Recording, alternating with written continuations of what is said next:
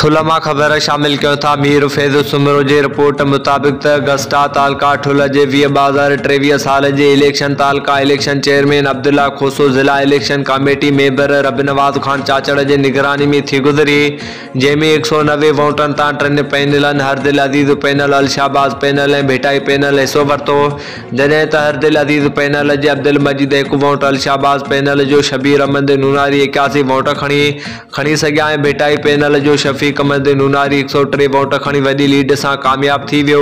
कामयाब थियण जे ख़ुशी में उस्तादनि उहिदेदारनि ते गुल निछावर करे हार पाराए मुबारकूं ॾिनी वियूं।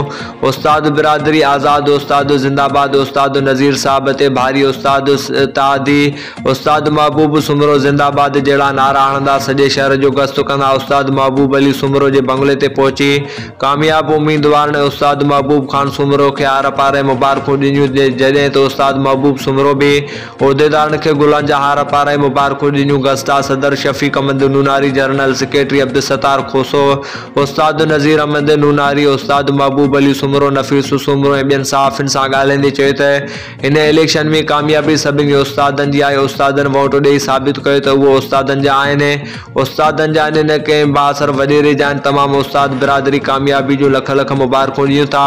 इलेक्शन खटहार थींदी रहंदी आहे। हिननि चयो त अपोज़िशन वारा बि असांजा भाइर आहिनि, उन्हनि सां गॾिजी करे उस्ताद बिरादरी जे हक़नि लाइ विढ़ंदा रहंदासूं।